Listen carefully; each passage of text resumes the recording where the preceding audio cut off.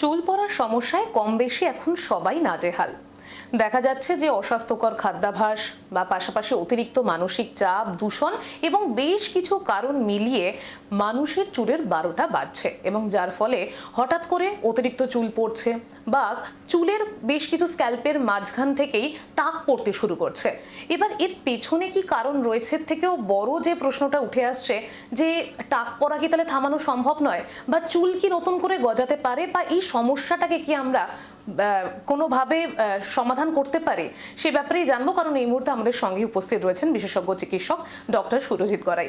S নিউজে স্বাগত আপনাকে। চুল পড়া মনে হয় কম বেশি সবারই এখন বর্তমানের একটা ভীষণ বড় সমস্যা।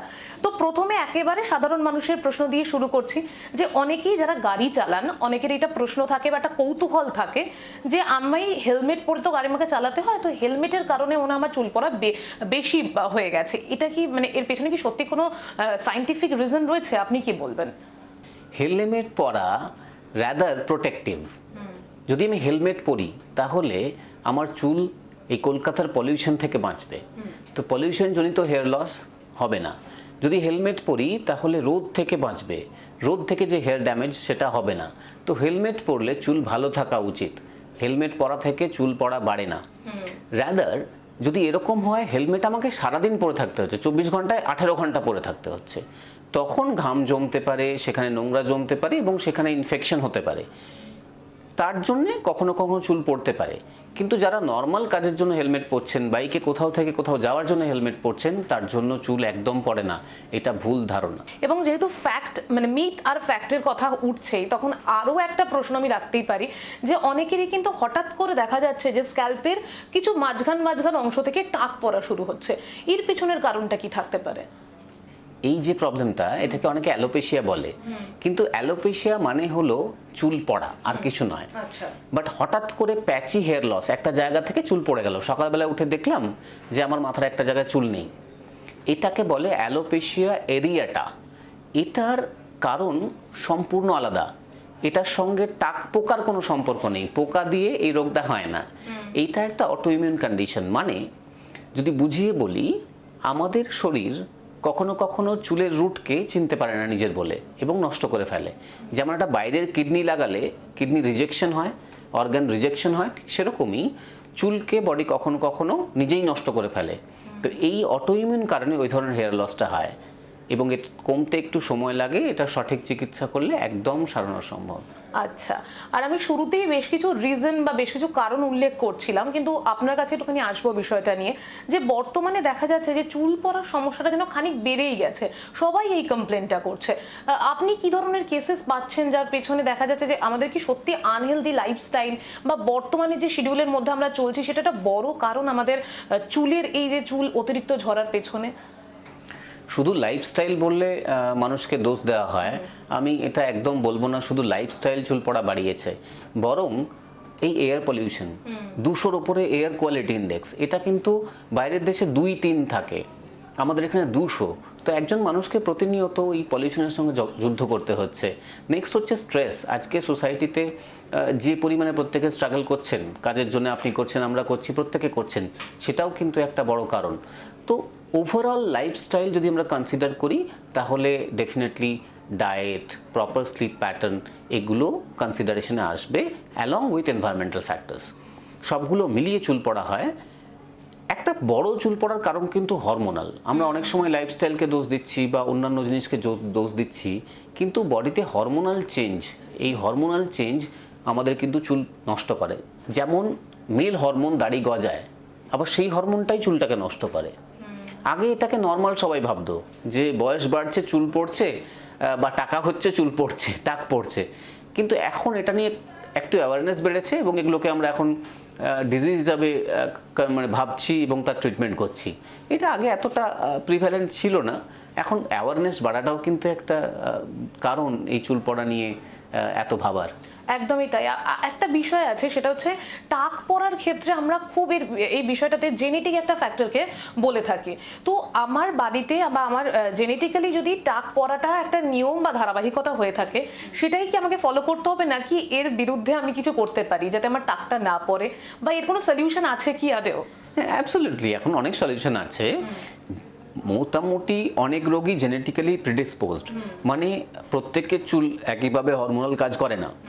আমার জেনেটিক হিস্ট্রি আছে বলে আমার ক্ষেত্রে প্রবলেমটা বেশি হচ্ছে, এটা নর্মাল, ন্যাচারাল। এবার এগুলো সবগুলোই সলভ করা যায়। এখন প্রচুর থেরাপি বেরিয়ে গেছে, শুধুমাত্র খাবার ওষুধ বা লাগানোর ওষুধ নয়, এখন চুলের গ্রোথের প্রচুর ইনজেকশনস বেরিয়ে গেছে। এক্সোজোম বলে একটা থেরাপি আছে, যেটা চুলের গ্রোথের জন্য যে যে জিনিসগুলো লাগে সেটা এখন ইনজেকশন ফর্মে পাওয়া যায়। চুলের গোড়ায় দিলে চুলের ডেন্সিটি বাড়ে, চুলের থিকনেসটা বাড়ে, চুল কিছু নাম্বার বাড়ে এবং চুলটার গ্রোথ বোঝা যায়। পিআরপি বা প্লেটলেট রিচ প্লাজমা থেরাপি আছে, গ্রোথ ফ্যাক্টর কনসেন্ট্রেট থেরাপিজ আছে, মিজোথেরাপিজ আছে। এরকম অনেক থেরাপি এখন বেরিয়ে গেছে যেগুলো দিয়ে আমরা হেয়ার গ্রোথ করতে পারি। তাই এতটাও চিন্তার কারণ নয় চুল পড়ার ব্যাপারে। একদমই তাই। কিন্তু আমার মনে হয় সেই জায়গায় দাঁড়িয়ে সঠিক সময় চিকিৎসা শুরু হওয়াটা বা ট্রিটমেন্ট শুরু হওয়াটা মনে হয় ইম্পর্টেন্ট। মানে আমার যদি আমি দেখি যে টাক পড়ার একটা টেন্ডেন্সি আমি দেখতে পাচ্ছি বা কোথাও কোথাও চুল উঠে যাচ্ছে, এই সমস্যাটাও যদি দেখতে পাই, তৎক্ষণাৎ কি আমার একজন এক্সপার্টের সাহায্য নেওয়া উচিত? একদম তাই।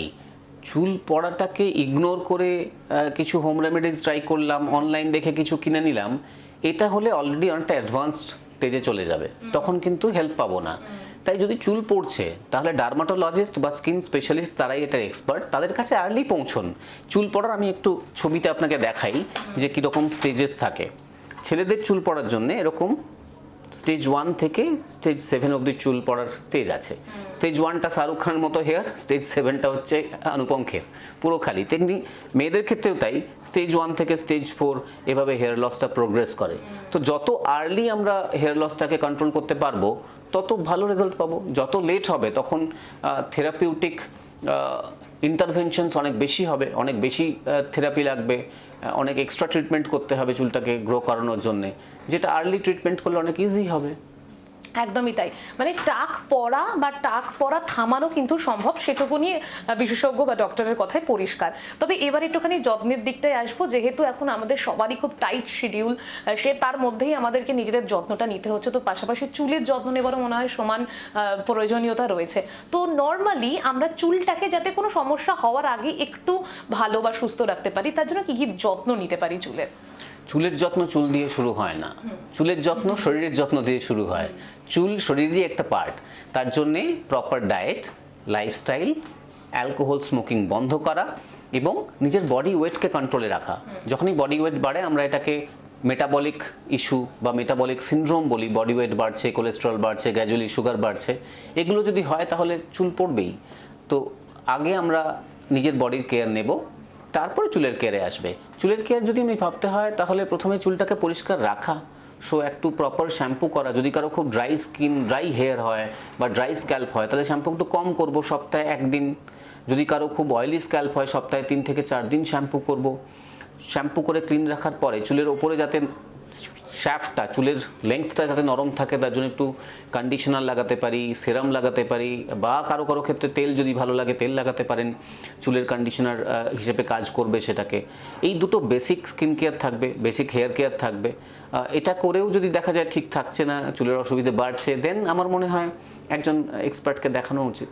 একদমই তাই। আপনি যেহেতু শ্যাম্পু বা তেলের কথাটা বললেন, তাই জন্য আমার এই প্রশ্নটা না করে আমি থাকতে পারছি না। সেটা হচ্ছে, অনেকেই এই কথাটা বলে থাকেন যে তেল মাখলে, এবং বাজার চলতি প্রচুর শ্যাম্পুর এভাবে অ্যাডভার্টাইজমেন্ট হয়ে থাকে যে এটা চুল গজাতে, চুল ভালো রাখতে সাহায্য করবে। তো এই ব্যাপারটাতে কি আমাদের মানে বিশ্বাস করা উচিত, নাকি এই কনসেপ্টটা ঠিক? কোনটা, আপনি কি বলবেন? শ্যাম্পু লাগালে চুল গজাবে এরকম কোনো কনসেপ্ট নেই। কি করে পসিবল? আমি 5 মিনিটের জন্য স্নান করছি, শ্যাম্পু লাগাচ্ছি, চুল গজিয়ে যাচ্ছে, এরকম হয় না। এটা ভুল ধারণা। এই প্রমোশনটা যদি করছেন তাহলে আমাদের দেশে নিয়মকানুন খুব নরম বলে সবাই করতে পারছেন, আপনারাও বিশ্বাস করছেন। শ্যাম্পু লাগিয়ে চুলের গ্রোথ হয় না, শ্যাম্পু চুলটাকে পরিষ্কার রাখতে সাহায্য করতে পারে। ঠিক একইভাবে তেল মাসাজ করে চুলের গ্রোথ হয় না। এখনো অবধি এরকম কোনো তেল খুব একটা পাওয়া যায়নি সায়েন্টিফিক্যালি যেটা লাগাবো, ঘষবো আর চুলের গ্রোথ হবে। আমি তেল লাগানোর কথা বলছি চুলের শ্যাফটে, মানে চুলের ওপরে, চুলের গোড়ায় নয়। চুলের ওপরে তেল লাগালে চুলটা নরম থাকতে পারে, যাতে চুলটা ভেঙে না যায়, খুব রাফ না লাগে, সেগুলোর জন্যে। তো এই দুটো মিথ মাথায় রাখা উচিত। একদমই তাই। Thank you so much sir, আপনাকে আমাদেরকে সময় দেওয়ার জন্য। চুল আমাদের বাহ্যিক সৌন্দর্যের একটা ভীষণ গুরুত্বপূর্ণ অংশ, আর চুল নিয়ে আমরা প্রত্যেকেই কিন্তু বেশ কশাস। তার জন্য চুল পড়া শুরু হলেই আমাদের একটু বাড়তি চিন্তা বেড়ে যায় ঠিকই, তবে অযথা চিন্তা করবেন না। সমস্যা হলে বিশেষজ্ঞের সহায়তা নিন, সেটাই বুদ্ধিমানের কাজ হবে। ক্যামেরায় স্নেহাঙ্কুরের সাথে রিয়া রিপোর্ট, এস নিউজ।